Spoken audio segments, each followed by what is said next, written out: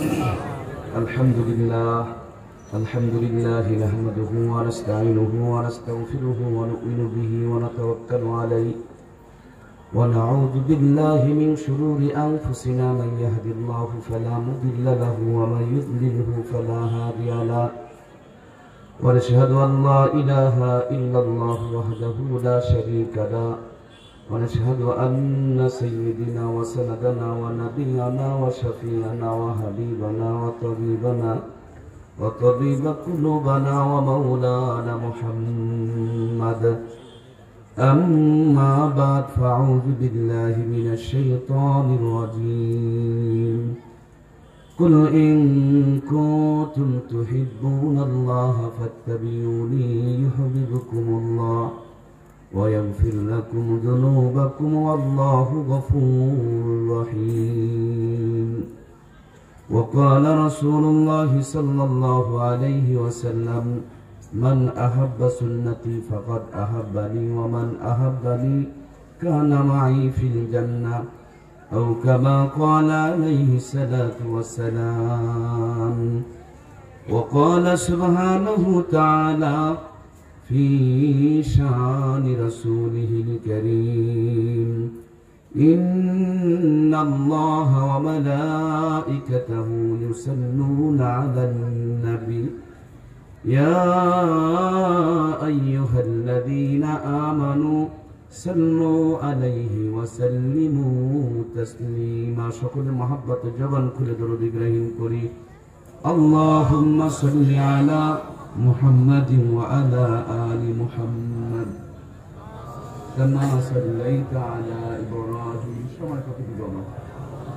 وعلى آل إبراهيم إنك حميد مجيد اللهم بارك على محمد وعلى آل محمد كما باركت على إبراهيم وعلى آل إبراهيم إنك حميد مجيد আলহামদুলিল্লাহ সুম্মা আলহামদুলিল্লাহ। মুআজ্জাজ মুহতারাম সম্মানিত, আজকের এই মহতী আয়োজনের সভাপতি, প্রধান অতিথি, বিশেষ অতিথিবৃন্দ, আমার সামনে উপস্থিত আমার কলিজার টুকরা প্রাণপ্রিয় ভাইরা, পর্দার আড়ালে অবস্থানরত সম্মানিতা মমতাময়ী মা এবং বোনেরা, আমরা সকলে মিলে মহান আল্লাহর কাছে মন প্রাণ ভরে শুকরিয়া আদায় করছি। আল্লাহ রাব্বুল আলামিন করোনার 2টি বছরে অসংখ্য প্রাণ আমাদের ডানে বামে সামনে পিছন থেকে ঝরে গিয়েছেন, চলে গিয়েছেন, বিদায় নিয়েছেন। আল্লাহর যদি ইশারা হতো, হুকুম আসতো, পৃথিবীর কোনো ক্ষমতা, শক্তি, যোগ্যতা একটা সেকেন্ডও আপনাকে আমাকে বাঁচাই রাখতে পারতো না। যে আল্লাহ দয়া করে বাঁচিয়ে রেখেছেন, সে আল্লাহর কাছে মন প্রাণ ভরে শুকরিয়া আদায় করি আলহামদুলিল্লাহ। বহু মানুষ বেঁচে আছেন, কিন্তু হাসপাতালে, ক্লিনিকে, বিছানাতে, বারান্দাতে। এই পৃথিবীর ডাক্তার, ডিসপেন্সারি, ঔষধ, যোগ্যতা, ক্ষমতা, টাকা, সম্পদ কিছুই যেন তাদেরকে কাজে লাগছে না, সুস্থ বানাতে পারছে না। আল্লাহ চাইলে যে কোনো মুহূর্তে আপনারা আমার কোনো একটা হাসপাতাল, ক্লিনিকে ফেলে রাখতে পারতেন, কিন্তু তিনি দয়া করে সুস্থ রেখেছেন বলে এখানে আসতে পেরেছি। যে মনিব দয়া করে সুস্থ রেখেছেন, তার সুস্থ জবানে তার কাছে আরো একবার শুকরিয়া আদায় করি আলহামদুলিল্লাহ। বহু মানুষ বেঁচে আছেন, সুস্থ আছেন, কিন্তু গুনার কাজ, ফাহিশা কাজ, অনর্থক কাজ, যে কাজ করলে দুনিয়াতেও কোনো ফায়দা নাই, পরকালে তো মানে লাভ তো দূরের কথা, লস, সে কাজগুলো নিয়েই পৃথিবীর মানুষ ব্যস্ত, প্রতিযোগিতা করছে কে কেমনে কার আগে জাহান্নামে যাইতে পারে। সাধারণ নরমাল পাবলিক বিড়ি টিড়ি না খাইলে নাকি ভদ্র হওয়া যায় না, তো ভদ্র সাজার জন্য বিড়ি টানতেছে। বেতন বাড়লো তো নিজের প্রমোশন হবে না, ও বিড়ি ছেড়ে দিয়ে আবার সিগারেট ঢুকতেছে। আর একটু যদি 10 টাকা বাড়াইতে, আবার সিগারেটের পরিবর্তে আবার মশলা বের করে গাঁজা ভরতেছে। গাঁজা খোরা আরো একটু আপডেট হবে, তার জন্য ফেন্সিডিল খাওয়া শুরু করছে। ফেন্সিডিল খোরা আরো ভদ্র হবে, হিরোইন টানতেছে। হিরোইন খোরা আরো ভদ্র হবে, এই জন্য ভদ্র নিশা বের করেছে, বাবা ইয়াবা আবিষ্কার করেছে। মমতাময়ী মা বোনেরা, জান্নাতের পথ ভুলে গিয়ে জাহান্নামের পথে প্রতিযোগিতা করছে। মোটা কাপড়গুলোকে ছেড়ে দেওয়া পাতলা, এর চাইতে আরো পাতলা, তার চাইতে আরো বেশি পাতলা।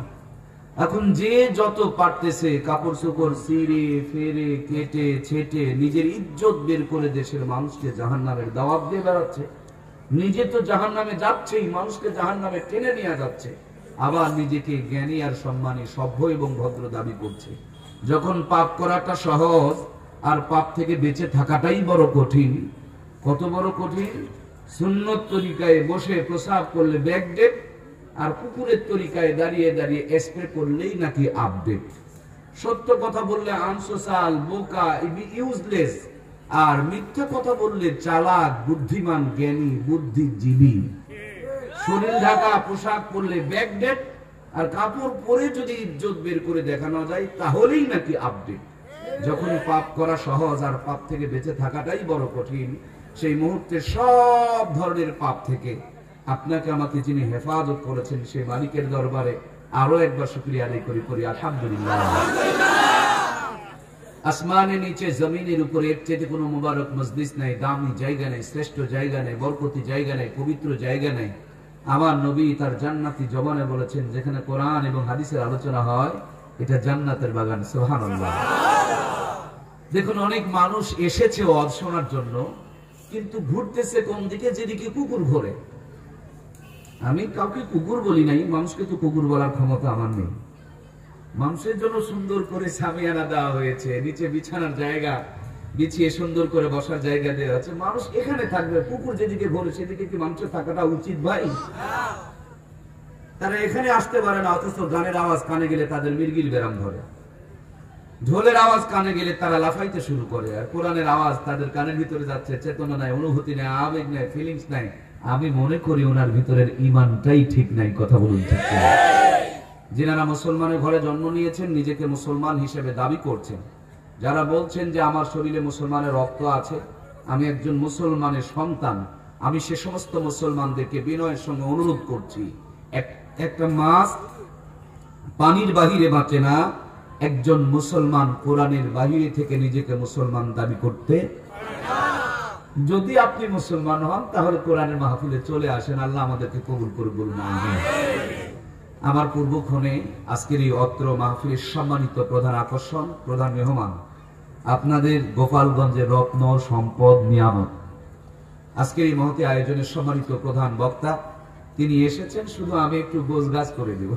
ওই যে ডাক্তার আসার আগে কম্পাউন্ডার গুলো একটু প্রেশার মাপে না ভাই, রক্ত পরীক্ষা করে একটা রিপোর্ট তৈরি করে, আর ডাক্তার খালি প্রেসক্রিপশন করে দেয়। উনি প্রেসক্রিপশন করবেন, অনেক বড় মানুষ। আমি একটু আপনাদের রোগ টোগ গুলো ধরে দিয়ে একটু রিপোর্ট তৈরি করতে চাই। আপনারা কি আমার সাথে একমত আছেন? মাঝে মাঝে আমরা প্রেশার পরীক্ষা করি, সাউন্ডটা কন্ট্রোলিং হয়নি আমার জন্য। আমরা প্রেশার পরীক্ষা করি, ডায়াবেটিস পরীক্ষা করি, হার্টবিট পরীক্ষা করি, রক্তের গ্রুপ পরীক্ষা করি। আমার প্রিয় ভাইয়েরা, যে দুর্যোগ চলছে পৃথিবীব্যাপী ইমান এবং মুসলমানদের ইমানকে হরণ করার জন্য, এই মুহূর্তে আপনি আমি যে নিজেকে ইমানদার দাবি করছি, আসলেই কি আমার ভিতরে ইমানটা আছে? যদি থাকে কতটা পরিমাণ আছে, কিংবা এর ভিতরে কোনো ভেজাল ঢুকছে কিনা, অরিজিনাল ইমান না 2 নম্বর ইমান? ভাইরা আমার, আমাদের ইমানটাকে একটু পরীক্ষা করা দরকার নেই? তাহলে চলুন আমরা আমাদের ইমানটুকু একটু পরীক্ষা করে দেখতে চাই, যাতে করে মরার পরে ফেরেশতার হাতে বুতান খাওয়া লাগে না, আল্লাহর সরাসরি জান্নাতের মেহমান হওয়া যায়। আল্লাহ আমাদেরকে কবুল আর মঞ্জুর করে, বলুন আমিন। আমাকে যদি ইমানদার হতে হয়, তাহলে আমাকে সর্বপ্রথম একজনকে ভালোবাসতে হবে, যিনি সব নিয়ামত গুলো আমাকে দিয়েছেন। সুবহানাল্লাহ। দেখুন, এত সুন্দর জবান দিয়ে কথা বলছি, এই জবানটুকু আমার আব্বা আম্মা দিয়েছে?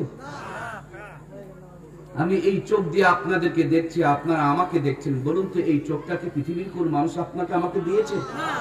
বিনা খুঁটিতে আসমানটারে ঝুলন্ত অবস্থায় রেখেছেন, জমিনকে যিনি বিছিয়ে দিয়েছেন, পৃথিবীর অসংখ্য নিয়ামতকে যিনি লালন পালন করছেন, সেই মনিবকে যদি আমরা ভালোবাসতে পারি, খুশি করতে পারি, তাহলে অবশ্যই আমরা জান্নাতের মেহমান হতে পারবো। কথা বলুন ঠিক কিনা? এই জন্য প্রিয় বন্ধুরা আমার, প্রেম, ভালোবাসা শব্দটা ছোট, অর্থ ব্যাপক। ভালোবাসার ভিতরে 13টা অর্থ আছে। আমার কাছে সবচেয়ে একটা অর্থ প্রিয় লাগে, সেটি হলো, যদি কাউকে মনে প্রাণে ভালোবাসা যায়, তার জন্য সমস্ত অসম্ভব কাজগুলোকে আল্লাহ সম্ভব করে দেয়। এই জন্য প্রিয় বন্ধুরা আমার, আমরা তো ভালোবাসবই, আমাদের বাবাকে ভালোবাসবো, মাকে ভালোবাসবো, সন্তানকে ভালোবাসবো, স্ত্রীকে ভালোবাসবো। কি স্ত্রীকে ভালোবাসা লাগবে না? এটাও ইমানের গুরুত্বপূর্ণ একটা অংশ।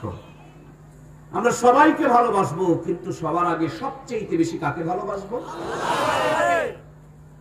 কারণ আপনি আমি যখন মার গর্ভে ছিলাম, আল্লাহ তাবারক তাআলা আপনার আমার জবানটারে পবিত্র রেখে মার নারী দিয়া সংযোগ করে পেটের মধ্যে তিলে তিলে পর্যায়ক্রমে যিনি গড়িয়ে তুলেছেন আপনাকে আমাকে, যিনি ওই পেটের মধ্যে সুন্দর করে অবকাঠামো দিয়ে সৃষ্টি করেছেন।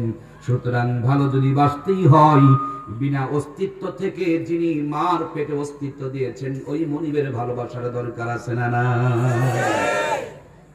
পৃথিবীর মাঝে যখন আমরা এলাম, আমরা যখন কান্না শুরু করলাম, সাউন্ড কন্ট্রোল হয়নি ভাইয়া, সাউন্ড কন্ট্রোল হয়নি, চেঁচা করতেছে। আমরা যখন কান্না শুরু করলাম, এই দুনিয়ার মানুষেরা আমাদের সিঙ্গেল লাইনটুকু কেটে দিল। আর আমাদের পেটের ক্ষুধার কারণেই হোক আর যেই কারণে হোক, আমাদের জবান থেকে যখন কান্না চালু হয়ে গেল, সিঙ্গেল লাইন বন্ধ হয়ে যাওয়ার সঙ্গে কান্নার আওয়াজের বদলতে আল্লাহ তাআলা মার কলিজার ভিতরে এমন একটা জোয়ার দিয়ে দিলেন, সিঙ্গেল লাইন বন্ধ হওয়া মাত্র মার বুকের মধ্যে ডবল লাইন যিনি চালু করে দিয়েছিলেন, তিনার নাম কি?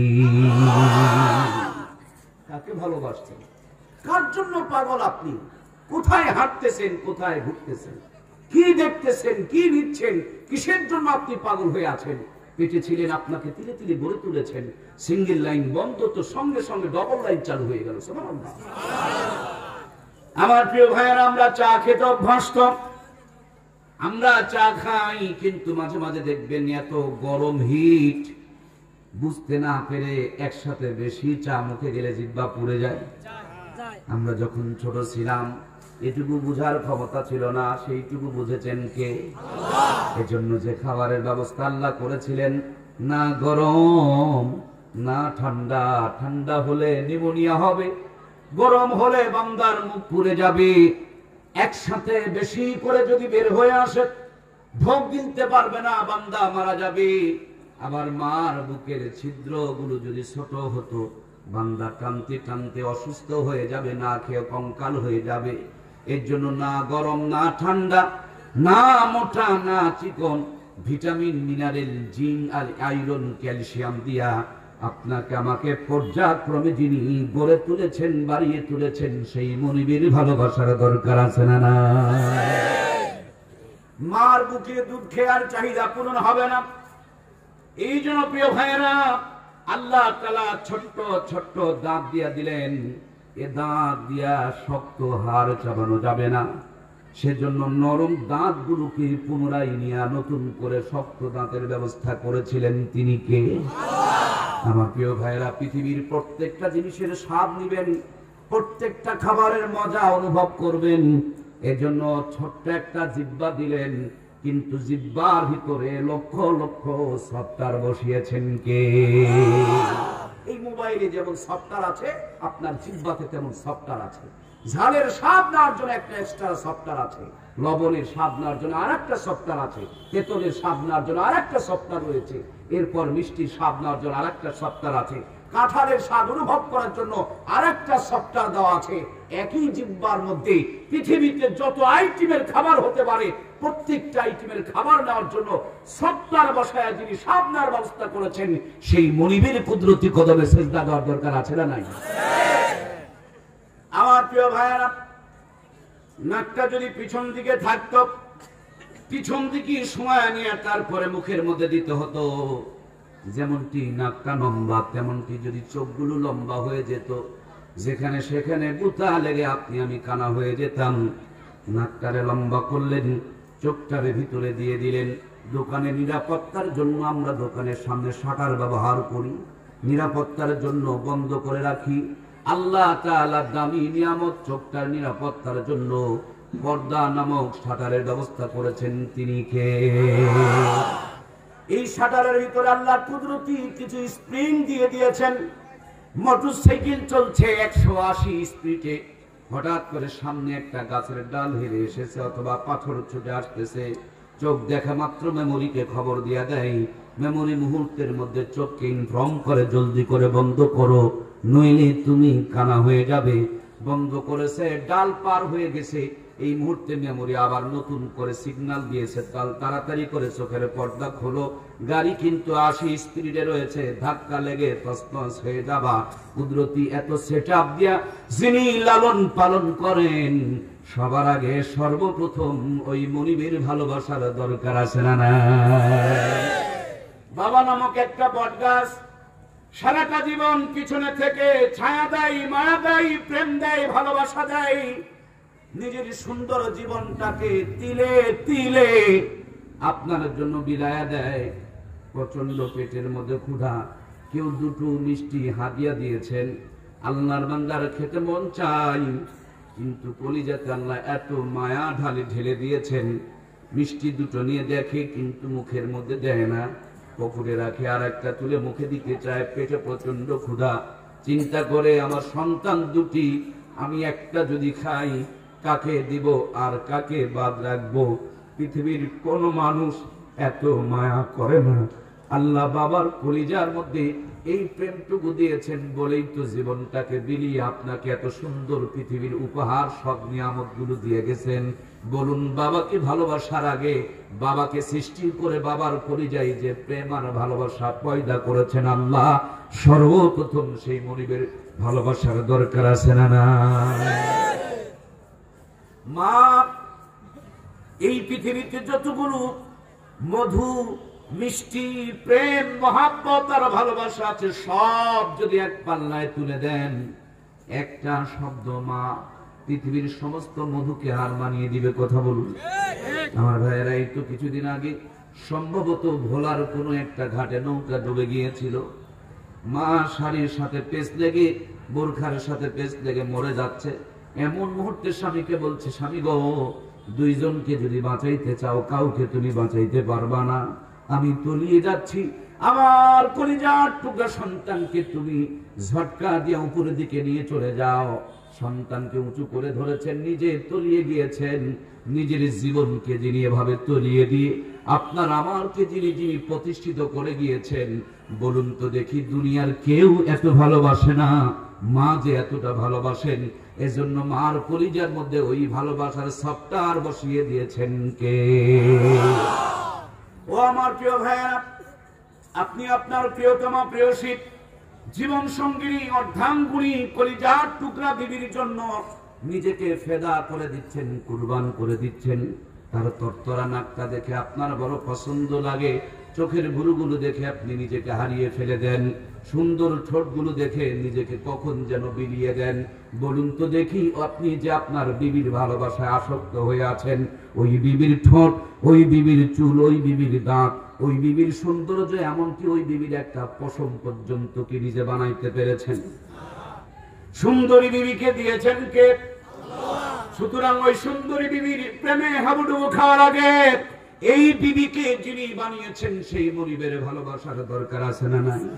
আমার প্রিয় ভাইয়েরা, একই জমিনের ভিতরে আম গাছ লাগিয়েছেন, আমগুলো থোকা থোকা ধরে আছে, কাঁঠাল গাছ কত সুমিষ্ট কাঁঠাল নিয়ে অপেক্ষায় রয়েছে, লিচুগুলো ঝোঁকা ঝোঁকা ধরে আপনার আমার জন্য অপেক্ষায় রয়েছে, পাশে মরিচের ভিতরে কত ঝাল বিরাজ করতেছে, আর এক কন্যার ভিতরে খেজুর গাছ নিজের গলা কেটে আপনাকে আমাকে রস দেয়া যাচ্ছে।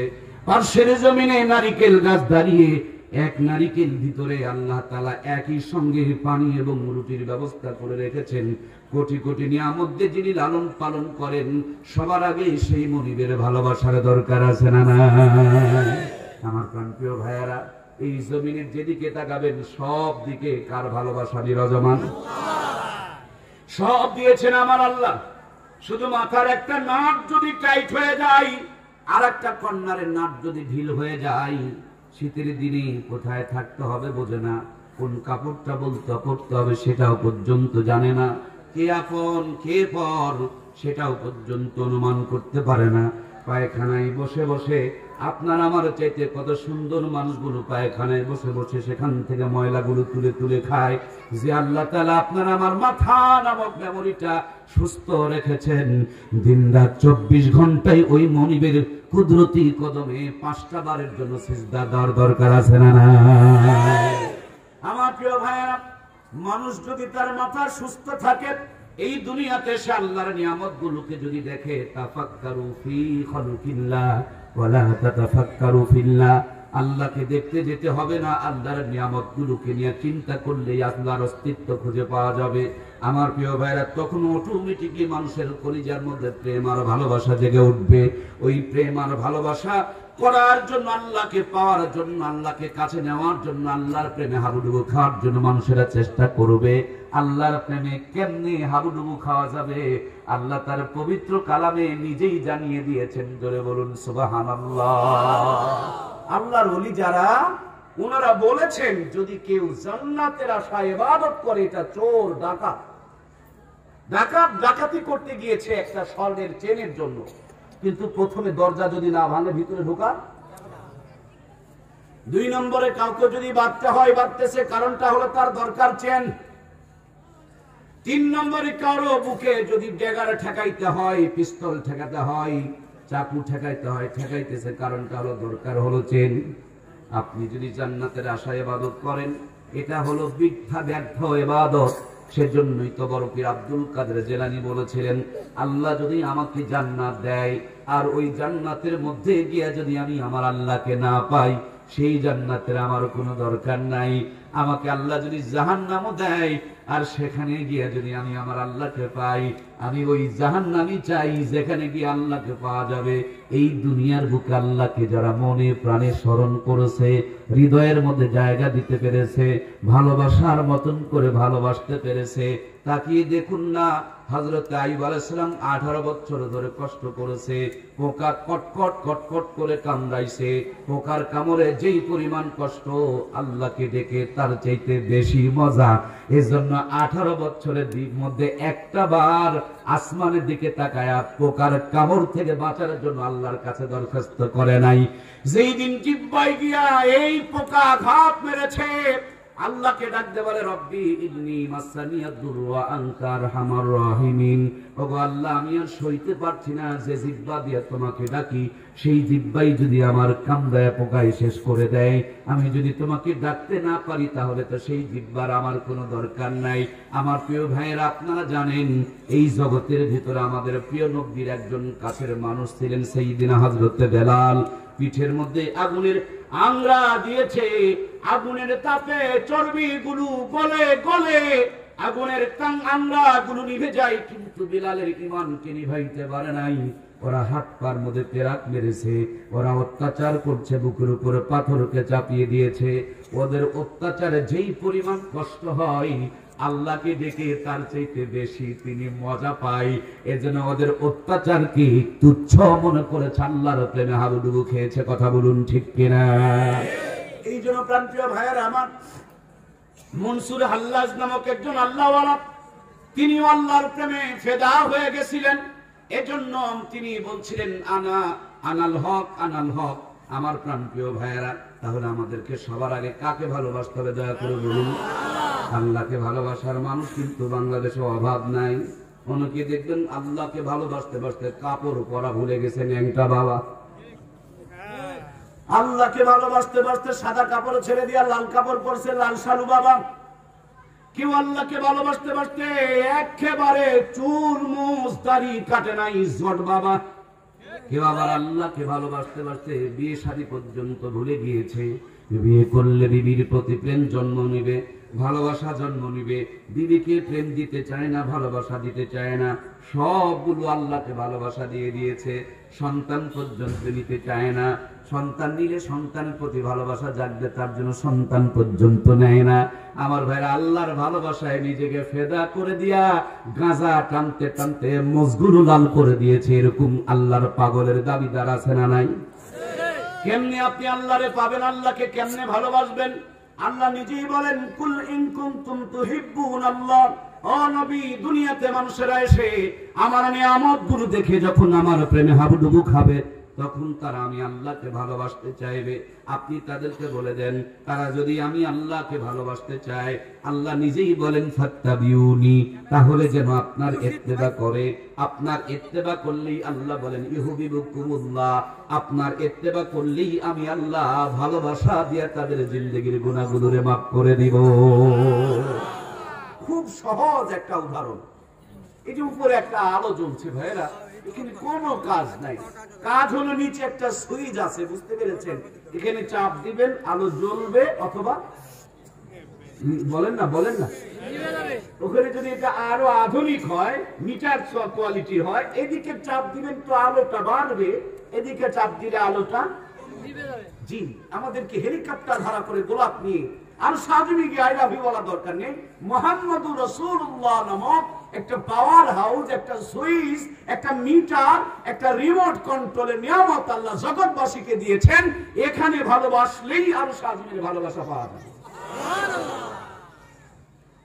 আলো যখন জ্বলে অন্ধকারে চলে যায়, মিছিল মিটিং করা দরকার নাই। আলো জ্বললেই অন্ধকারে চলে যাবে, এটাই হলো নিয়ম। আল্লাহ বলেন আমার বন্ধুরে ভালোবাসলে আমি আল্লাহ ভালোবাসা দেব, আর আমি আল্লাহ ভালোবাসা দিয়া প্রথমে জিন্দেগির গুনাহ মাফ করে দেব। সুবহানাল্লাহ। আমার ভাইয়েরা, তাহলে আল্লাহকে ভালোবাসতে হলে বোঝা গেল নবীজিকে ভালোবাসতে হবে, নইলে আল্লাহর ভালোবাসা যাবে না। সুইচে চাপ না দিলে আলো জ্বলানো যাবে না। সুতরাং সুইচে চাপ দিতে হবে, নবীজিকে ভালোবাসতে হবে। আমার এই পৃথিবীর মধ্যে অনেক নবীজির ভালোবাসার দাবিদার আছে। গত রবিউল আউয়াল মাসে দেখলাম খালি জিলাপির দোকানে ভিড় আর ভিড়।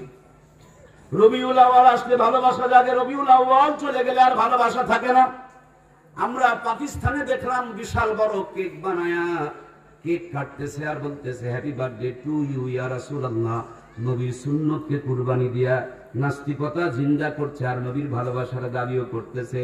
আমরা দেখলাম চট্টগ্রামে 4 কিলোমিটার লম্বা করে তারা মিছিল করতেছে। সাইয়েদিনা হযরত আবু বকর বুঝলেন না, ওমর বুঝলেন না, হযরত ওসমান বুঝেন নাই, আলীও বুঝেন নাই। আমরা বুঝলাম যে ভালোবাসা করতে হলে 4 কিলোমিটার লম্বা করে মিছিল করতে হবে, গেট বানাইতে হবে। আপনারা নেটের দুনিয়া দেখেছেন, নবীজির ভালোবাসার জন্য ঢোল পিটতেছে, ঢাক বাজাইতেছে, ব্যান্ড সঙ্গীতের আয়োজন করেছে। আমার সন্তানের যদি বিয়ে হয় আমরা আনন্দ করি, আর নবীজি জন্ম নিয়েছেন আমি আনন্দ করব না কেন? এজন্য তারা এভাবে আনন্দ প্রকাশ করছে।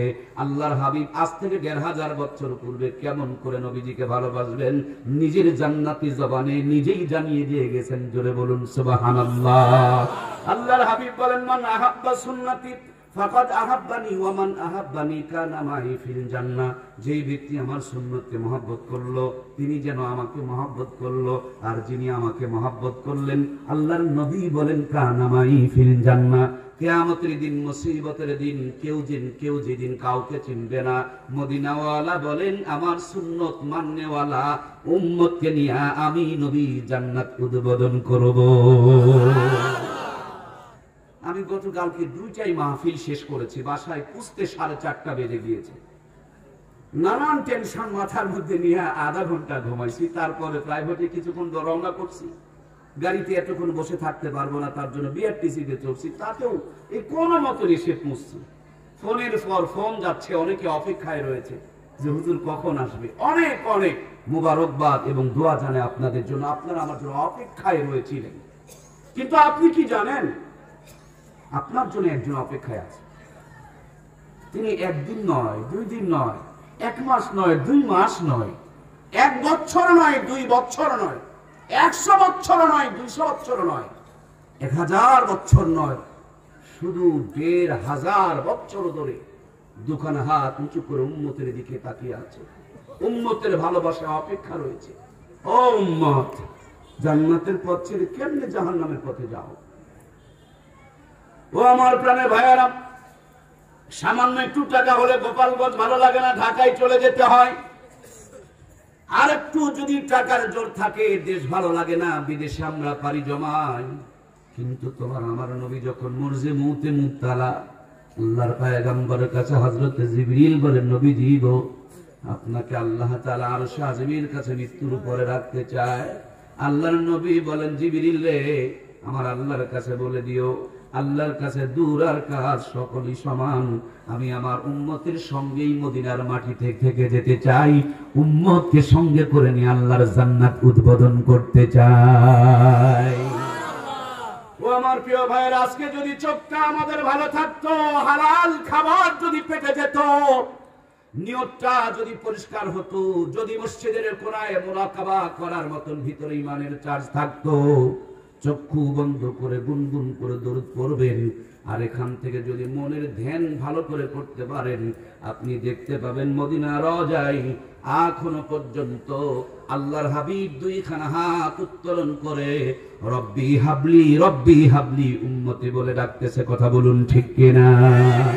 ये कब्रों में भी मुस्तफा रू रू के आंखें बहे कहती ही सब है शम या उम्मती। আমার প্রিয় ভাইরা, নবীর মতে মত তাকে বলে নবীর উম্মত। যার মত নবীর সঙ্গে মিলবে না সেটা নবীজির পরিপূর্ণ উম্মত হইতে পারে না। সুতরাং আমাদের মত নবীর সঙ্গে মিলানোর দরকার আছে না নাই? নবীর সঙ্গে যদি মতকে মিলাইতে চান তাহলে প্রসাবটা কুকুরের মতন দাঁড়িয়ে না, সুন্নত তরিকায় বসে। নিজের মতকে যদি নবীর সঙ্গে মিলাইতে চান তাহলে বউ বাচ্চা মেয়েদের কাপড়গুলো কিরণমালা কটকটির মতন না, আয়েশা খাদিজা ফাতেমার মতন। আয়েশা খাদিজা ফাতেমার মতন নবীর মতের সঙ্গে নিজের মতকে যদি মিলাইতে চান, সকাল হলেই খালি ক্লিন শেভ করা লাগবে। আমার প্রিয় ভাইয়েরা, নবীর মতের সঙ্গে নিজের মতকে যদি মিলাইতে চান, সামনে নির্বাচন, ভোট আপনার একটা, আর প্রত্যেকদিন চা খাবেন 90 জনার। বোঝা যাচ্ছে না মনে হয়? নিজের মতকে যদি নবীর সঙ্গে মিলাইতে চান, বিপদে পড়বেন। আর মোটরসাইকেলের পিছনে বউটারে বসায় নিয়ে গ্রামীণ ব্যাংকে বন্ধক দিয়ে টাকা তুলে নিয়ে আসবেন, এটা নবীর মত? যখনই বিপদে পড়বে জায়নামাজ বিছায়া কার কাছে ধর্ণা ধরবে? ভাইয়েরা, নবীর মতে মত তাকে বলে নবীর উম্মত। যার মত নবীর সঙ্গে মিলবে না সেটা নবীজির পরিপূর্ণ উম্মত হতে পারবে। নবীজি বলেন, যখন সুন্নত গুলো বিলুপ্ত হয়ে যাবে, সুন্নত গুলো যখন মুছে যাবে, সুন্নত গুলো যখন সমাজ থেকে উঠে যাবে, তখন যদি কেউ একটা মরা সুন্নতকে জিন্দা করে, আল্লাহ এক একটা সুন্নতকে জিন্দা করার বিনিময়ে 100 শহীদের সওয়াব দান করে দিবে। কত বড় নিয়ামত পেয়েছেন আপনি জানেন? ইসলামে হাসলেও লাভ হয়, কাঁদলেও লাভ হয়, হারলেও লাভ হয়, জিতলেও লাভ হয়, মরলেও লাভ আছে, বাঁচলেও লাভ আছে। সুবহানাল্লাহ বলেন। আপনি যদি আল্লাহর ভয়ে জাহান্নামের ভয়ে কাঁদেন, আল্লাহ বলেন ফালিয়াদহাকু কলিলান ওয়ালিয়াবকু কাসীরা। কম কম করে হাসো আর বেশি বেশি করে কাঁদো হুকুম করেছেন কে? জাহান্নামের ভয়ে চোখের যদি 2 ফোঁটা পানি ফেলতে পারেন, এই পানিগুলো বিফলে যাবে না, আল্লাহ রাব্বুল আলামিন সংরক্ষণ করে রেখে দিবে। জাহান্নাম যখন বারবার ছবল দিয়ে আপনাকে আমাকে ধরার জন্য নেওয়ার জন্য আসবে, এই চোখের পানিগুলো যখন জাহান্নামের দিকে নিক্ষেপ করে দেওয়া হবে, আর কোনোদিন জাহান্নাম আপনার দিকে এগিয়ে আসবে না। আপনি যদি হাসতে চান, আপনার নবী হাসির 3টা তরিকা বাতলায় গেছেন। এই 3 হাসির, মুস্কি হাসি, তাবাসসুম যে হাসি নবীর ঠোঁটের মধ্যে সব সময় থাকতো। স্বভাবত বন্ধু, তুমি বাড়িতে গিয়া গল্প করছো, মুস্কি হাসি দিয়া গল্প করো। তুমি বন্ধুর সঙ্গে গল্প করছো, মুস্কি হাসি দিয়া গল্প করো। গোপালগঞ্জ শহরে গিয়া 10,000 টাকায় একটা ছাগল কিনে নিয়া সদকা করে দিয়েছো, যেমন কিভাবে সওয়াব হয়।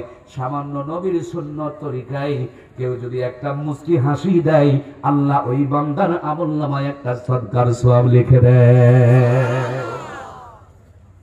আমার যুবক ভাইয়েরা, তুমি প্রেম করতে চাও, নাস্তিকের পথে নয়, সুন্নতের পথে এসো। কেমন মেয়েকে বিয়ে করলে জীবন সুখময় হবে, এই মেয়ের মধ্যে কয়টা গুণ থাকতে হবে, তোমার আমার নবী তোমাকে আমাকে জানিয়ে দিয়ে গেছে। যুবক, জীবন সঙ্গিনী যদি খুঁজে পেতে চাও, 4টি জিনিস দেখে তুমি জীবন সঙ্গিনীকে খুঁজে নাও। এই 4টি গুণ যদি তোমার বিবির ভিতরে থাকে, তুমি দুনিয়ার বুকে নেককার বিবি পাবে।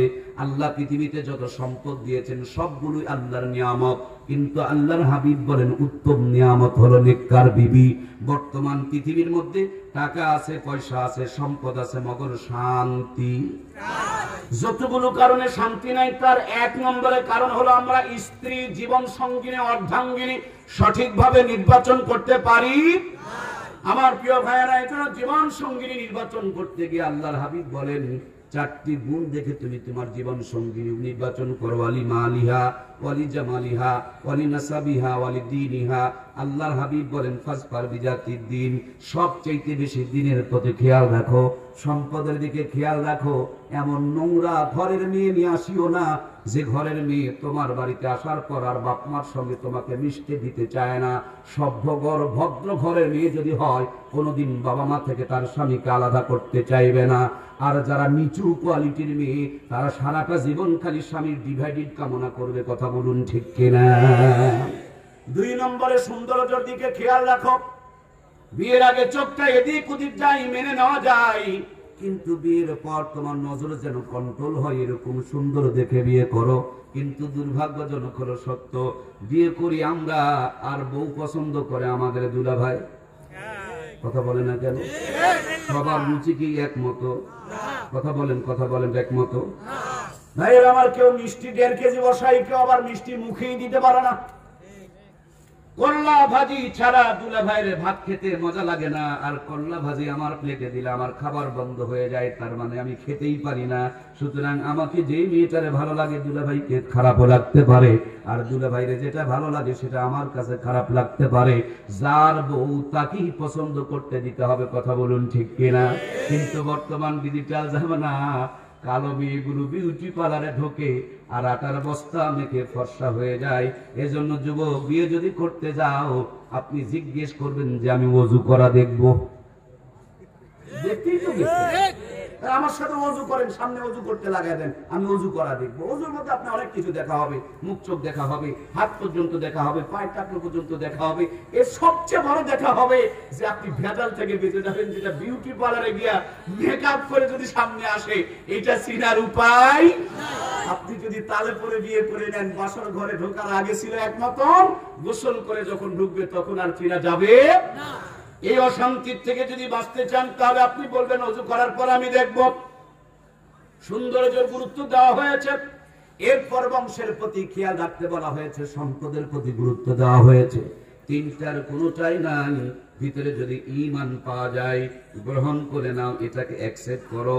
তিনটার সব রয়েছে কিন্তু ভিতরে ঈমান নাই। যত বড় কোটিপতি হোক, যত বড় বিশ্ব সুন্দরী হোক, এইটাকে কোনোদিন ঘরে তোলা যাবে? এটা মেয়ে নয়, এটা জাহান্নামের আগুন। ও বন্ধু, তুমি জানো না এটা এত বড় যন্ত্রণা, কওয়াও যায় না, সওয়াও যায় না।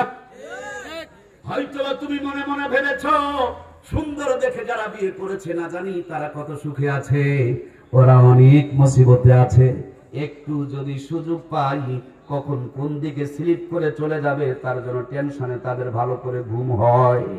এত সুন্দর, তারপরে সপ্তাহে সপ্তাহে বিউটি পার্লারে নিয়ে চোখের ভ্রু ফ্লাক করা লাগে। কথা বলুন ঠিক কিনা?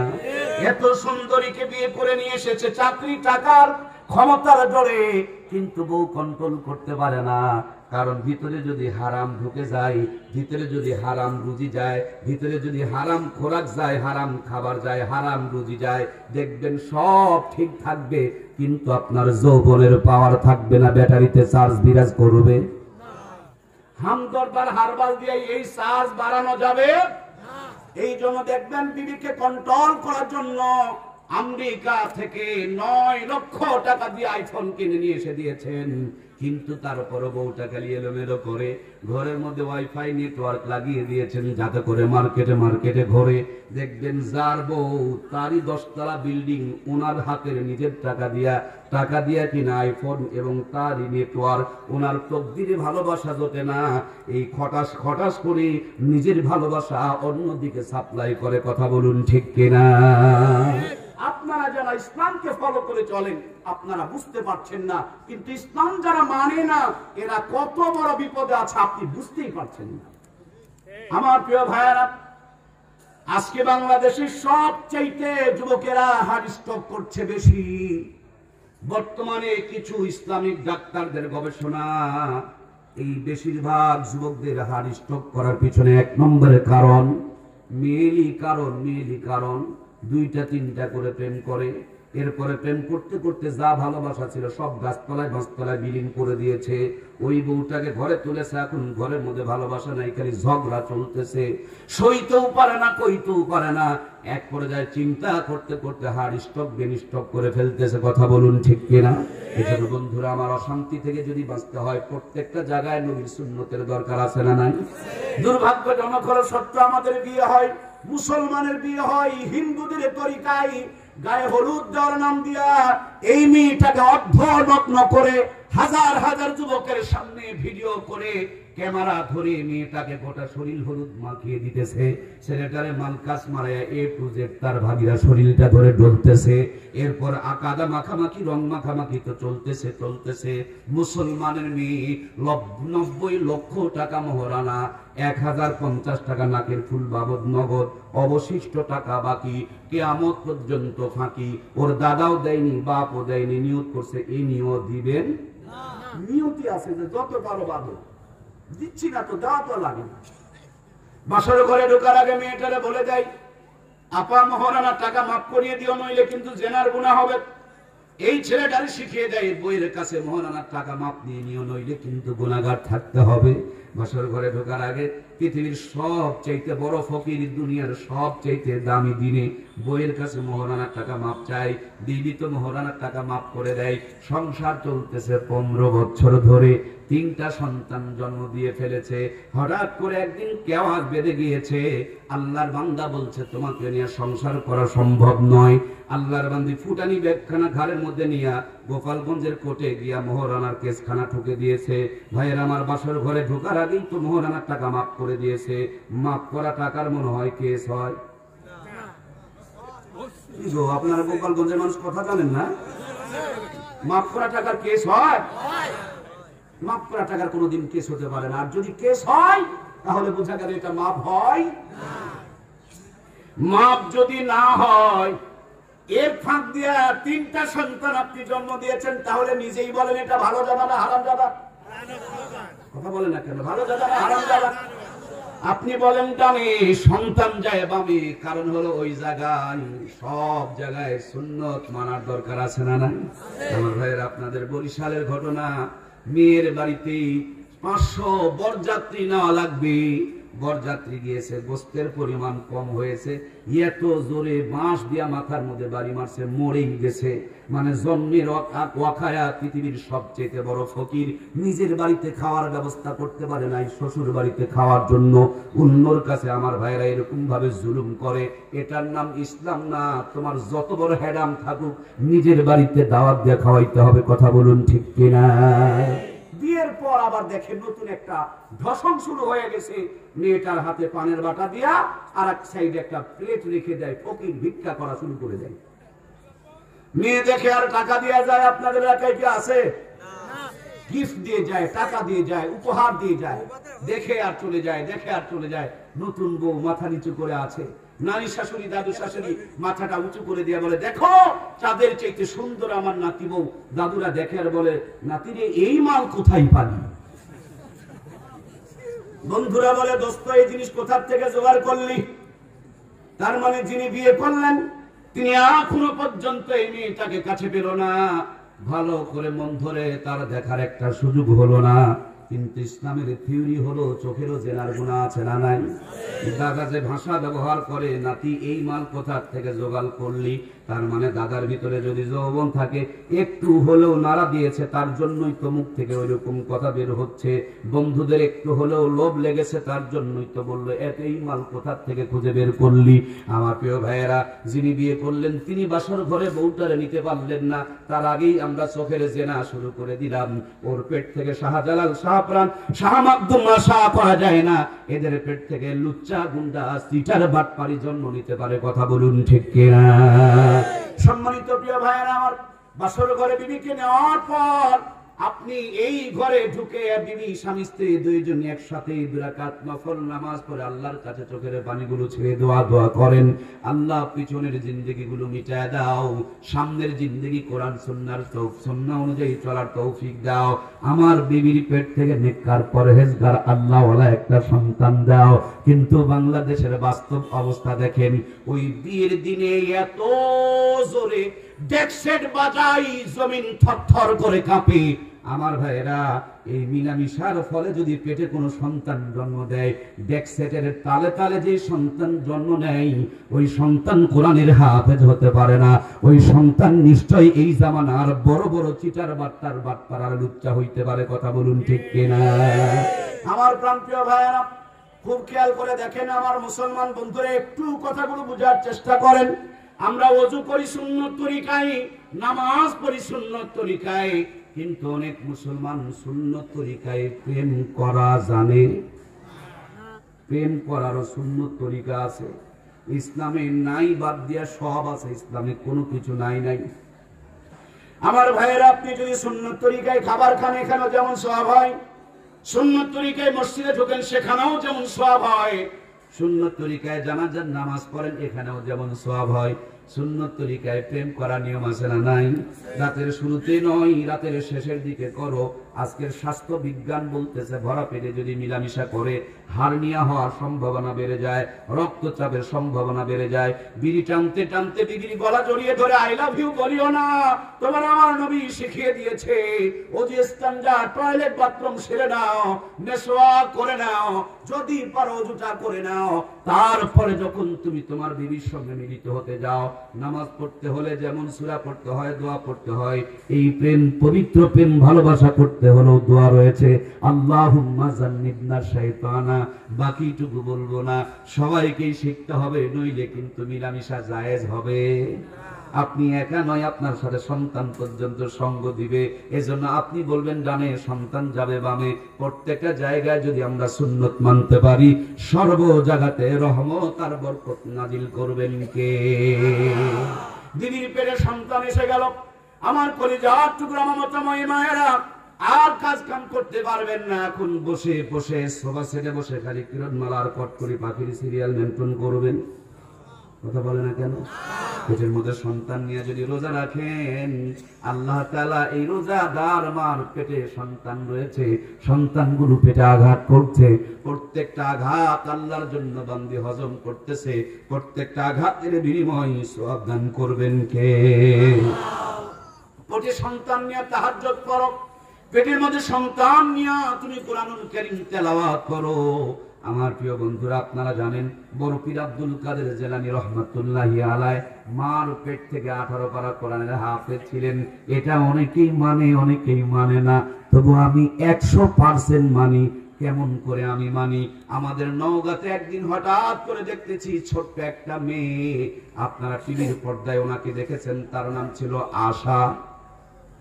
কি যে গান গাইতো, আসসালামু আলাইকুম বিআই সাহেব, কেমন আছেন বিআই সাহেব, বুকে বড় জ্বালা। আমি তো অবাক হয়ে গেছি, এতটুকু মেয়ে টেবিলের উপরে তুলে দিয়েছে, গান গাইতেছে আসসালামু আলাইকুম বিআই সাহেব।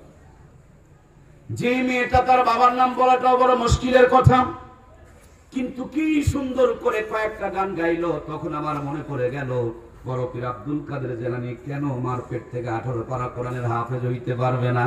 নিশ্চয় তিনার মা কোরআন তেলাওয়াত করত, কোরআনুল কারীমকে স্মরণ রাখত, কোরআনুল কারীম তেলাওয়াত করতে করতে দুধ পান করাইতো। এই জন্যই আব্দুল কাদের জিলানী মার পেট থেকে 18 পারা কোরআনের হাফেজ ছিল।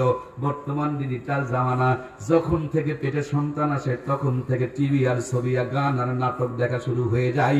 এই জন্য জন্মের পর পর আমরা অর্ধেকটা ভেলেন মার্কা সন্তান পাই। কথা বলুন ঠিক কিনা? আমার প্রাণপ্রিয় ভাইয়েরা, মমতাময়ী কলিজার টুকরা মায়েরা, এই সন্তান দুনিয়ার মধ্যে যখন আগমন করলো, সন্তানের ডান কানে আজান দেন, বাম কানে একামত দেন। এই সন্তান দুনিয়াতে আসার পর যখন আমরা 6টা টিকা দেই, কেন 6টা টিকা দেই? যে মরার আগ পর্যন্ত 6টা রোগ যেন আমার বাচ্চাকে অ্যাটাক করতে না পারে। আপনার সন্তানের নিরাপত্তার জন্য আপনি 6টা যদি টিকা দিতে পারেন, আপনার সন্তান পরবর্তীতে যেন নাস্তিক না হয়, বেঈমান না হয়, মুরতাদ না হয়, ইসলামের বিরুদ্ধে না যায়, ওর মুখ দিয়ে যেন কোরআনের বিরুদ্ধে কোনো কথা বের না হয়। এজন্য ছোট্টবেলা থেকে তাদেরকে ইমানের টিকাগুলো দেওয়ানোর দরকার আছে না? না, ডান কানে আজান দাও, বাম কানে একামত দাও। এই সন্তানের ডান কান এবং বাম কান দিয়া কেউ কুমন্ত্রণা দিয়া তার মুখ থেকে ইসলামের বিরুদ্ধে কথা বের করে নিতে পারবে না। কারণ টিকা দেওয়া হয়েছে, আজানার একামত করেছে, ওই ডান কান বাম কান দিয়া শয়তানের ঢোকাও ঢুকবে না, নাস্তিকরা প্রবঞ্চনা দিয়া ইসলামের বিপক্ষে তাকে নিয়ে যেতে পারবে না। এখন বেশিরভাগ সন্তানগুলো হাসপাতালে সিজার করে বের করা হয়, ডান কানে আজান বাম কানে একামতের কোনো খবর। বাচ্চা যখন একটু বড় হলো, এই বাচ্চা দুনিয়ার খাবারগুলো খেতে শিখবে। নবীজির জামানায় সাহাবায়ে কেরামরা তাদের বাচ্চাগুলোকে নবীর দরবারে নিয়ে যেতেন। আল্লাহর হাবিব তার জান্নাতি জবান দিয়া আজওয়া খেজুরকে চাবায়া চাবায়া নরম করে করে বাচ্চাদের মুখের মধ্যে উঠায়া দিতেন। আজকে নবীজি নাই, আল্লাহর হাবিব বলে গিয়েছেন ইন্নাল উলামা ওয়ারাসাতুল আম্বিয়া, নিশ্চয় আম্বিয়ায়ে কেরাম নবীদের উত্তরসূরি। নবীজি নাই, চলে আসো ভেন্নাবাড়ি মাদ্রাসায়, যাদের জবান দিয়া মিথ্যা কথা বের হয় না, চগলখড়ি বের হয় না, প্রত্যেকটা সময় যাদের জবানে কলা কলা লেগে থাকে, যাদের জবানে কোরআনুল কারীমের তেলাওয়াত থাকে, যাদের জবানটা জিকির দিয়া সব সময় তরুতাজা থাকে, যাদের জবানটা সব সময় দরুদ শরীফের তেলাওয়াত থাকে, ওই জবান দিয়া মিষ্টি জাতীয় কোনো কিছু চাবায় নিয়ে তোমার সন্তানকে তুমি খাওয়ায় দাও, জীবন চলে যাবে, তোমার সন্তানের মুখ থেকে কেউ ইসলামের বিরুদ্ধে কোনো কথা বের করতে পারবে না। সন্তান যখন তোমার বড় হলো বন্ধু, এই সন্তানকে তুমি ভর্তি করো, লেখাপড়া করো, এই সন্তানকে তুমি বাংলাদেশের বড় ডাক্তার বানাও, মাস্টার বানাও, ইঞ্জিনিয়ার বানাও। আপনাদের গোপালগঞ্জের কৃতি সন্তান, গোপালগঞ্জের নিয়ামত আমাদের মাননীয় প্রধানমন্ত্রী। আমি ব্যক্তিগতভাবে তাকে একটু ভালোবাসি, কারণ হাজার ব্যস্ততার মধ্যে তার নিজের মুখে তিনি বলেছেন তিনি দিনটা শুরু করেন ফজরের নামাজ এবং কোরআনের তেলাওয়াতের মধ্য দিয়ে। কথা বলুন ঠিক কিনা? ভাইরা আমার, চোরকে চোর বলতে হবে, ভালোকে ভালো বলতে হবে, সাদাকে সাদা বলতে হবে, কালোকে কালো বলতে হবে। মানুষ ফেরেশতা নয়, দোষ থাকতেই পারে, কিন্তু এত ব্যস্ততার ভিতরে যিনি কোরআনুল কারীম তেলাওয়াত করে তার এই ভালোটুকুকে বলার দরকার আছে না নাই? আমার প্রাণপ্রিয় ভাইয়েরা, আমি বলছিলাম প্রধানমন্ত্রী কি চিরজীব, সারা জীবন কি উনি বেঁচে থাকবেন? যখন উনি মরে যাবেন তখন তো আপনার আমার সন্তানেরা এই দেশটা চালাবে নাকি বলেন? আমার প্রিয় ভাইয়েরা, সেজন্য আপনার সন্তান কি প্রধানমন্ত্রী যেন হইতে পারে সেভাবে তৈরি করেন, রাষ্ট্রপতি যেন হইতে পারে সেইভাবে তো টার্গেট নির্ধারণ করেন। আপনার সন্তান যেন গোপালগঞ্জের নেতৃত্ব দিতে পারে সেইভাবে আপনি তার আপনার দিক নির্দেশনা কিংবা টার্গেটে আপনি ফিক্স করেন। কিন্তু সবার আগে ডাক্তার না, মাস্টার না, ইঞ্জিনিয়ার না, ওই ডাক্তার মাস্টার ইঞ্জিনিয়ার বানানোর আগে ইমানের ফার্মায় ঢুকায়া, কোরআনের ফার্মায় ঢুকায়া এইটাকে পাক্কা একটা ইমানদার বানায় নেন। পাক্কা যদি ইমানদার হয়ে যায়, পৃথিবীর কোন শক্তি তাকে ইসলামের বিপক্ষে নিয়ে যেতে পারবে না। আমরা মাঝে মাঝে ডাক্তার বানাই, কিন্তু ডাক্তার বাটপার হয়ে যায়। হাসপাতালে বসলে রোগ ধরতে পারে না, সরকারের ঔষধগুলো বিক্রি করে দেয়। এরকম চোর মার্কা ডাক্তার বাংলাদেশে একটাও নাই। বানাইছিলাম ডাক্তার, কোরআনের টিকা ভিতরে না দেওয়ার কারণে, কোরআনের জ্ঞান ভিতরে না থাকার কারণে, মাথায় কোরআনের সফটওয়্যার না থাকার কারণে ডাক্তার হয়ে গেছে বাটপার। কোন স্যার যদি থাকেন আমাকে মাফ করে দিবেন, আমি আগেই ক্ষমা চেয়ে নিলাম। স্কুলে 9 ঘন্টা বাচ্চাদেরকে পড়াই, বুঝতে পারে না, কিন্তু ঘরের কোনাতে একটা মুরগি ঘোড়া তৈরি করে রাখছে, মুরগি রাখার সমপরিমাণ ঘর এখানে প্রাইভেট পড়ায়। কথাগুলো কি বোঝা যাচ্ছে? 9 ঘন্টা স্কুলে পড়ে, তারপরে বাচ্চা পাস করতে পারে না, আর আধা ঘন্টা যারা প্রাইভেট পড়ে মুরগি ঘোড়াতে সবগুলো পাস করে। তার মানে স্যারের মাথায় মাল আছে, সরকার চাকরি দিয়েছে, এই মাল স্কুলে বের করে না। স্কুলে যদি মাল বের করে তাহলে প্রাইভেট বাণিজ্য চলবে না। সেই জন্য মাননীয় শিক্ষামন্ত্রী বলতেছে কোচিং বাণিজ্য বন্ধ করতে হবে, প্রাইভেট বাণিজ্য বন্ধ করতে হবে। আমি বলি মাননীয় শিক্ষামন্ত্রী শোনো, এদেশের কোচিং বাণিজ্য, প্রাইভেট বাণিজ্য বন্ধ হয়ে যাবে। ওই শিক্ষকদের মাথায় কোরআনের সফটওয়্যার ঢুকায় দিতে হবে। স্কুল ফাঁকি দিয়া যখন কোচিং সেন্টার প্রাইভেট বাণিজ্য চালু করবে, মাথার মধ্যে যদি কোরআনের সফটওয়্যার থাকে, রেড সিগন্যাল দিয়ে তাকে সতর্ক করে দিবে। স্কুলে দায়িত্ব পালন না করে, স্কুলে যদি সঠিক শিক্ষা না দিয়া তুমি প্রাইভেটের জন্য তোমার জ্ঞানটাকে কুক্ষিগত করে রেখে দাও, ওখানে দায়িত্ব পালন না করে ওখানের বেতনটা যদি তুমি তুলে খাও, ও বেতন কিন্তু তোমার হালাল হবে না। হারাম টাকা দিয়ে জিন্দেগিতে তুমি কোনোদিন আরামে থাকতে পারবে না। তাহলে এদেশে প্রাইভেট বাণিজ্য বন্ধ করার জন্য কোচিং বাণিজ্য বন্ধ করার জন্য আমাদের শিক্ষামন্ত্রীকে সিদ্ধান্ত নিতে হবে না। সব শিক্ষকেরা যদি ইমানদার শিক্ষক হয়, বাংলাদেশ থেকে অটোমেটিকলি প্রাইভেট আর কোচিং বাণিজ্য বন্ধ হয়ে যাবে। কথা বলুন ঠিক কিনা? মাননীয় রাষ্ট্রপতি কিছুদিন আগে বুয়েটে গিয়া আমাদের সমস্ত নতুন ইঞ্জিনিয়ারিং যারা পাশ করেছেন সে সমস্ত আমাদের ইঞ্জিনিয়ার ভাইদের উদ্দেশ্যে ভাষণ দিতে গিয়া বলছিলেন, আমার ইঞ্জিনিয়ার ভাইয়েরা, আপনাদের কাছে একটা জিনিস চাই, আপনারা দয়া করে আর জাতিকে বাঁশ দিয়েন না। ওই যে বাঁশগুলো বিক্রি, রডগুলো বিক্রি করে দেয় আর রডের জায়গায় মাঝে মাঝে বাঁশ ঢোকায়। সবাই নয়, ভালো তো আছে, কিন্তু এরকমও রড বিক্রি করে রডের জায়গায় যিনারা বাঁশ ঢোকায়, আপনারা বলেন এরা কি ইঞ্জিনিয়ার না বাটপার? আমরা ইঞ্জিনিয়ার চাই। ইঞ্জিনিয়ার ছাড়া দেশের উন্নতি করা সম্ভব, কিন্তু আমাদের ইঞ্জিনিয়ারটা যেন ইমানদার ইঞ্জিনিয়ার হয়, তাহলে রডের জায়গায় বাঁশ আর ঢুকবে, প্রাইভেট বাণিজ্য চলবে। স্কুলে আমার ভাইরা আপনার হাসপাতাল ফাঁকি দিয়া ওই যে যারা ক্লিনিক নিয়ে পড়ে আছি, ক্লিনিকের মধ্যে গরিবের পকেট কাটার চলবে। এজন্য আমরা ডাক্তার চাই, মাস্টার চাই, ইঞ্জিনিয়ার চাই, এমপি চাই, মন্ত্রী চাই। আমি লতিফ সিদ্দিকীকে নিয়ে টেনশন করি না, আমি তসলিমা নাসরিনকে নিয়ে টেনশন করি না। আর একটা নতুন করে কি যেন বের হয়েছে, টাকলা মাকলা, এগুলোকে বলে সময় নষ্ট করতে চায় না। আমি আমাকে নিয়ে চিন্তা করি, আমি আপনাকে নিয়ে চিন্তা করি। ওদের মাথায় যদি কোরআনের সফটওয়্যার থাকতো, ওদের মাথায় যদি কোরআনের মাল থাকতো, দয়া করে বলুন তো দেখি তারা কি ইসলামের বিপক্ষে এইভাবে কথাগুলো বলতে পারতো? ওরা তো চিরদিন বাঁচবে না। আপনার সন্তানেরা সামনের দিকে আসবে, আমার সন্তানেরা সামনের দিকে আসবে। আমি আপনি নামাজ পড়েছি, হজ করেছি, যাকাত দিয়েছি, কিন্তু সন্তানটাকে দ্বীনের জ্ঞান দিতে পারি নাই, কোরআনের শিক্ষা দিতে পারি নাই, কোরআনের সফটওয়্যার দিতে পারি নাই। আমি মরে কবরে চলে গিয়েছি, আর আমার সন্তান এমপি হওয়ার পর, মন্ত্রী হওয়ার পর ইসলামের বিরুদ্ধে কথা বলছে, কোরআনের বিরুদ্ধে কথা বলছে। আমার সন্তান স্লোগান তুলতেছে, আলেমদের চামড়া তুলে নিব আমরা। বলুন তো দেখি কবরের মধ্যে গুটাম বসানোর ব্যবস্থা আছে না নাই? এই জন্য প্রান্তীয় ভাইয়ের আমার, একটা সন্তান যখন জান্নাতে যাবে, যদি কোরআনুল কারীমকে হালাল হারাম পার্থক্য করে চলতে পারে, আল্লাহ তাআলা 10 জন ব্যক্তিকে সুপারিশ করে জান্নাতে নেওয়ার ক্ষমতা দিবে। আবার আর একটা সন্তান যখন জাহান্নামে যাবে, সর্বপ্রথম আল্লাহকে বলবে, আল্লাহ আমার আব্বা আম্মাকে আগে জাহান্নামের মধ্যে দাও, আমার অভিভাবকগুলোকে আগে জাহান্নামের মধ্যে দাও। ওদের বুকের মধ্যে পা দিয়া জাহান্নামের মধ্যে যেতে চাই, কারণ ওরা আমাকে জান্নাতের পথটা দেখায় নাই, জান্নাতের পথে পরিচালিত করে নাই। সেজন্য বন্ধুরা আমার, আমাদের সন্তানগুলোকে আমরা ইমানদার বানাতে রাজি আছি না নাই? ভাইয়ের আমার, দেশের মধ্যে করোনার টিকা দেওয়া হচ্ছে। আমিও দ্বিতীয় ডোজের টিকা মাত্র কয়েকদিন আগে নিয়েছি। কেন নিয়েছি জানেন? আমি কিন্তু করোনায় আক্রান্ত না। কেন নিলাম? কারণ আগে যদি টিকা নেই, পরবর্তীতে করোনা হওয়ার সম্ভাবনা। আগে টিকা নিলে রোগ প্রতিরোধ ক্ষমতা বাড়বে।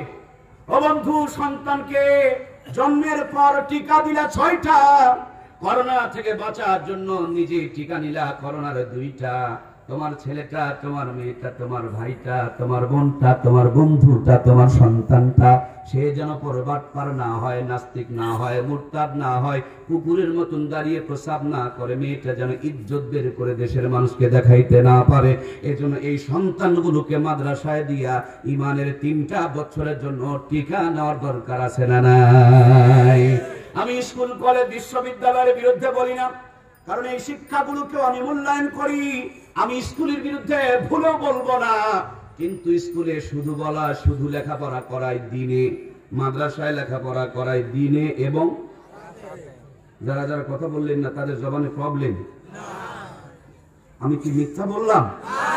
স্কুলে পড়ায় দিনে, মাদ্রাসা পড়ায় দিনে, এবং ফজরে তাহাজ্জুদের মুহূর্তে। ওখানে পড়ায় 1টা, এখানে পড়ায় 3 গুণ। সুবহানাল্লাহ হলো না? তো 3টা বাদ দিয়ে 1টার পিছনে কেন? দুনিয়াতে খুব যোগ বোঝেন, আল্লাহ ফেরেশতারা কিছুই বোঝে না।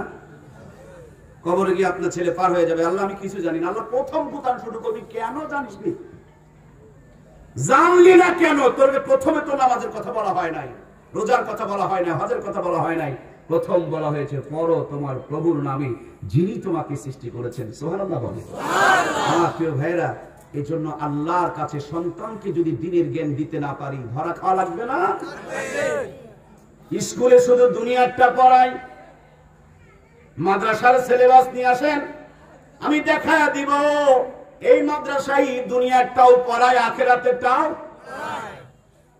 ডবল পেতে সিঙ্গেলের পিছনে কেন? স্কুলে কোন সন্তান যদি 3 বছর পরে ক্লাস 3 পর্যন্ত পড়তে পারবে, মাদ্রাসায় যদি পরে 3 বছরে ক্লাস 3 পর্যন্ত পড়তে পারবে। স্কুলে ছেলেটা বাংলা লিখতে পারে, মাদ্রাসার ছেলেটাও বাংলা লিখতে পারে। স্কুলে ছেলেটা অঙ্ক লিখতে পারে, মাদ্রাসার ছেলেটা অঙ্ক লিখতে পারে। স্কুলে ছেলেটা ইংরেজি লিখতে পারে, মাদ্রাসার ছেলেটা ইংরেজি লিখতে পারে। স্কুলে ছেলেটার বাপ মরে গেছে, জানাজা পড়াইতে। মাদ্রাসার ছেলেটার বাপ মরে গেছে, জানাজা পড়াইতে। স্কুলে ছেলেটার কাপড়ে নাপাক লেগে গেছে, পবিত্র বানাইতে জানে না। মাদ্রাসার ছেলেটার কাপড়ে নাপাক লেগে গেছে, পবিত্র বানাইতে জানে কিনা? স্কুলের ছেলেটার বাড়িতে হঠাৎ করে ইমাম সাহেব অসুস্থ, নামাজ পড়াইতে আসতে পারে নাই, সবাই হা করে তাকিয়ে আছে, কে নামাজ পড়াবে, কে নামাজ পড়াবে। আর ওখানেই যদি 3 বছর পড়ুয়া মাদ্রাসার কোন একটা সন্তান থাকে, অনায়াসে জুমার নামাজটাও পড়িয়ে দিতে পারবে। কথা বলুন ঠিক কিনা? এই জন্য বন্ধু, আমি স্কুলের বিরুদ্ধে না, আমি কলেজ ভার্সিটি বিশ্ববিদ্যালয়ের বিরুদ্ধে না। একটা কথা পরিষ্কার করে বুঝাইতে চাই, ও আমার প্রাণী ভাইয়েরা, বড় বিল্ডিং বানাবা, আগে ইটের ব্যবস্থা করো। ব্রিজ বানাবা, ইটের ব্যবস্থা করো। রাস্তা বানাবা, ইটের ব্যবস্থা করো। কারণ এই ইট ছাড়া কোনো কিছুই হবে না। ইট বানানোর আগে কিন্তু ইটের ভাটা লাগবে। ভাটার থেকে মাটি যদি সুন্দর করে পুরাও, ইট হয়ে যাবে। চুলাতে সারা জীবন আগুন জ্বলে, মগর চুলার মাটি পানিতে ফেলে দিলে গলে যায়। ইটের ভাটায় সারা জীবন জ্বালানো লাগে না, সামান্য কয়েকটা দিন লিমিটেড টেম্পারেচার মেইনটেইন করে যখন তাপ দেওয়া হয়, ইট আর মাটি থাকে না, মাটি তখন খাঁটি হয়ে যায়। পানিতে যত চুবড়াবেন ততই আরো শক্ত হবে। ঠিক কিনা? ইমানদার তো তাকেই বলেন ডিগ্রি করবে, মন্ত্রী করে গিরি করবে, প্রধানমন্ত্রী করবে, ভারতে যাবে, জাপানে যাবে, জার্মানে যাবে, ব্রিটেনে যাবে, লন্ডনে যাবে, সব জায়গায় কোরআনের খেদমত করবে। কথা বলেন ঠিক কিনা? এজন্য বন্ধু, সন্তানকে শুধু দুনিয়া দিলে হবে না, সন্তানকে দুনিয়ার সাথে সাথে আখিরাতও দিতে হবে, নইলে দুনিয়ার জিন্দেগিতে সুখে থাকলেও পরকালে ধরা খেয়ে যাবে। কথা বলুন ঠিক কিনা? আমরা তো মনে মনে ভেবেছি ছেলে মেয়েকে হুজুর বানালে মনে হয় ভাত পাবে না, কিন্তু হুজুরের মতন হুজুর যদি বানাইতে পারেন, ভাত খাওয়া লাগবে না, সারা জীবন বিরিয়ানি খাওয়ার ব্যবস্থা করে দিবেন কে? বাংলাদেশের ইতিহাস ঐতিহ্যে অত্যন্ত গুরুত্বপূর্ণ একটা জেলা হচ্ছে গোপালগঞ্জ। এই গোপালগঞ্জের ভিতরে 2টি মানুষ যদি আপনি আমাকে দিতে পারেন, আমি মরার আগে আপনাকে জান্নাত এবং জাহান্নামের নমুনা দেখাইতে পারবো। কয়টা ভাইয়েরা, কয়টা? ওয়াজ তো জীবনে বহুত শুনেছেন, আজকে ওয়াজ শোনা না, ওয়াজ দেখা হবে ইনশাআল্লাহ। মরার পরে জান্নাত না, মরার আগেই জান্নাত আর জাহান্নামের নমুনা দেখাবো ইনশাআল্লাহ। কয়টা মানুষ চাই? কয়টা? 1 নাম্বার, নির্ভেজাল একটা হালাল খোর দিবেন। 2 নম্বরে একটা হারাম খোর দিবেন। হালাল খোরের বড় অভাব, কিন্তু হারাম খোরের কোনো অভাব অনেক ইমাম নিজের বউ বন্ধক রেখে টাকা তুলতে পারে না, এলাকার ভাবিদের হাত দিয়ে টাকা তুলে নেয়, কিস্তির টাকা তুলে নেয়। কথা বলেন? বোনের কাছ দিয়ে তুলে নেয়, মায়ের কাছ থেকে তুলে নেয়। শর্ত, জিন্দেগিতে কোনো হারাম থাকা যাবে না। একটা গোপালগঞ্জ পুরা জেলা খুঁজে একটা হালাল খোর বের করে দিবেন, আর একটা হারাম খোরের তো অভাব নাই। তার মানে ডান দিক দেখায়, বাম দিক দেখায়, খাওয়ার কোনো অভাব নাই। 3 লাখ টাকা বেতন পায়, তারপরও পেট ভরে না, খালি চুরি বাটপারি ধারি করে খায়। বিয়ের যখন খবর আসে, ঘটক গিয়া বলে 3 লাখ টাকা বেতন পায়, উপরা কামায় 9 লাখ। উপরাটা বুঝেন তো, যেটা জিব্রাইল দিয়ে যায়। কথা কয় না কেন? আমার কথা বোঝা যাচ্ছে না? বেতন 3 লাখ, উপরে কামায় 9 লাখ। মেয়ের বাপকে বলে তোমার মেয়ের 14 পুষ্টি খেয়ে শেষ করতে পারবে না। মেয়ের বাপ পরিষ্কার বুঝতেছে এটা হারাম খোর, তারপরে মেয়েটাকে হাতে তুলে দিল। কথা বলুন ঠিক কি? তুমি বাপ মেয়েটাকে মরার আগে জাহান্নামে ঠেলে দিলে। ভেবেছো চাকরিজীবী স্বামী হলেই সুখে থাকতে পারবে? আমার রাজশাহীতে গত কয়েকদিন আগে একজন পুলিশ অফিসারের পুরো সঙ্গ কেটে দিয়েছে তার স্ত্রী। এই যে কত বড় যন্ত্রণা, কওয়াও যায় না, সওয়াও যায় না। মসজিদের কোনায় বসে আছে, নিজেকে অনুমান করতে পারছেন না আল্লাহ কত সুখী বানিয়েছেন। বান্ধবীরা বলে তুই পুলিশ অফিসারের সাথে বিয়ে হয়েছিস, বন্ধুরা বলে তোমার মেয়েটাকে পুলিশ অফিসারের কাছে বিয়ে দিয়েছ। সবাই মনে করে কত না সুখে আছে, মেয়েটা কত সুখে আছে, সুখ সহ্য করতে না পেরে স্বামীর পুরুষঙ্গ কেটে দিয়েছে।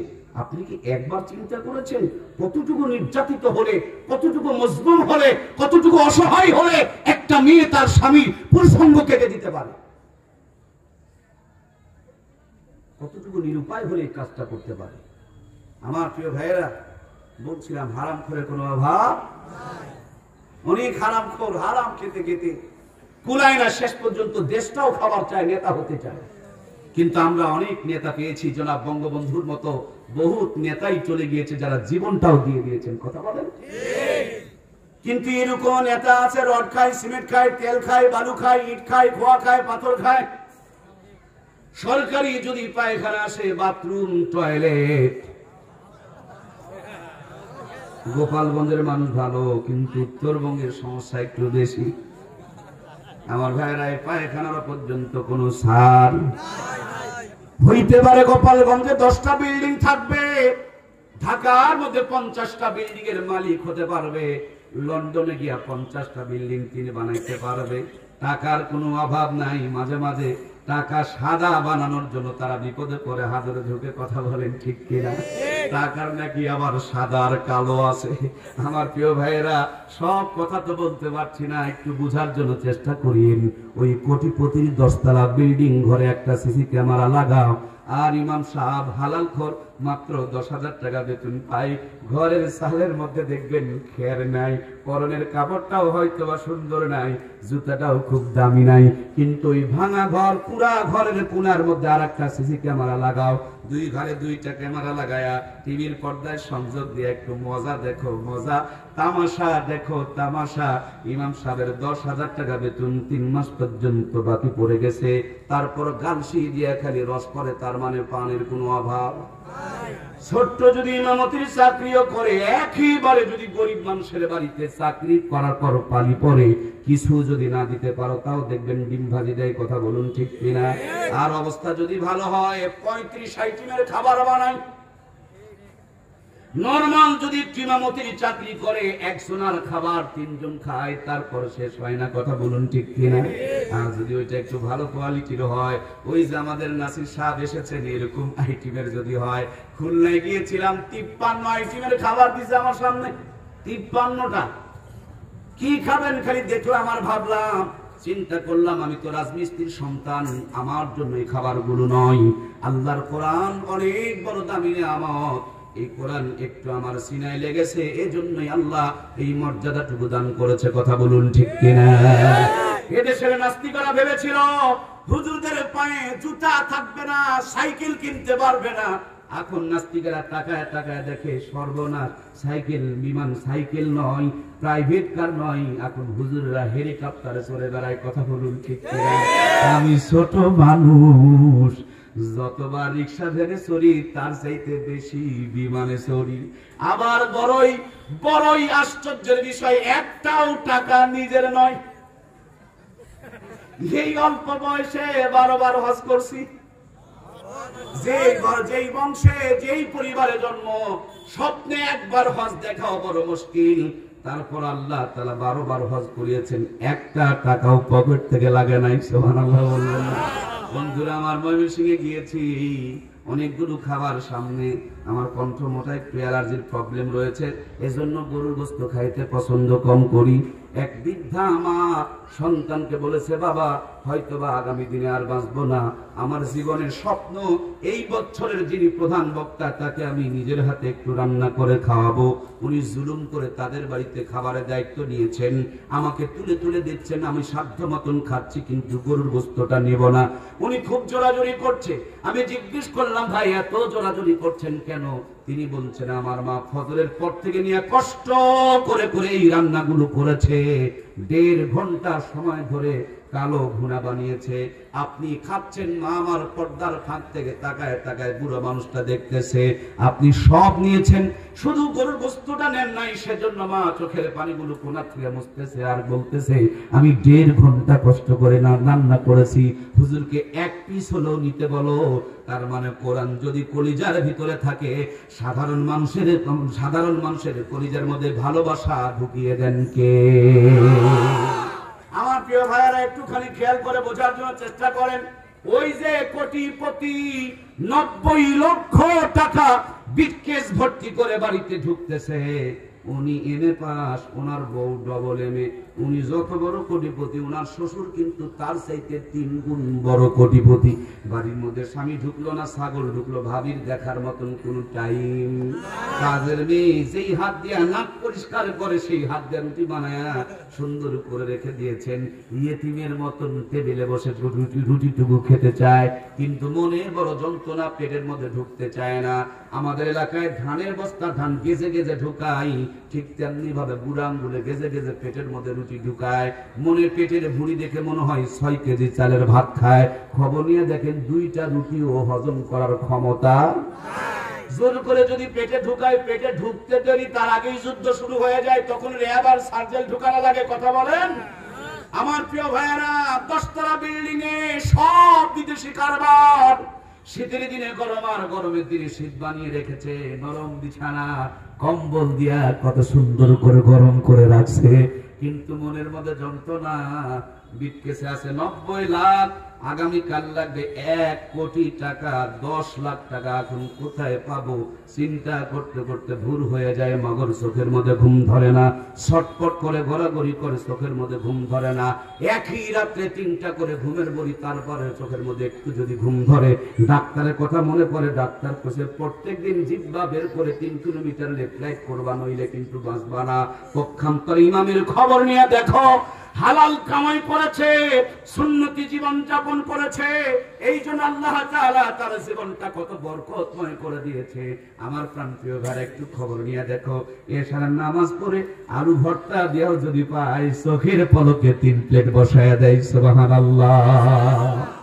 দামি বিছানা নাই, বাঁশ দিয়া খাট বানাইছে, নিচে খের দিয়া তোষক বানিয়েছে, সিরা একটা খেতা সোজা করে দিয়া হালাল বউটাকে বুকের মধ্যে জড়িয়ে নিয়ে ডান হাতখানা গালের মধ্যে দিয়ে কেবল দোয়া করেছে, আল্লাহুম্মা বিসমিকা আমুতু ওয়া আহইয়া।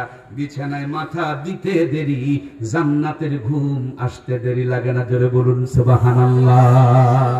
ওর বড় বড় মোজ দেখে মনে করেছে বিশাল বড় মরদ। খবর নিয়ে দেখো, 10 বছর আগে বিয়ে করেছে, সন্তানের মুখ দেখতে পারে। মাঝে মাঝে এখানে যায়।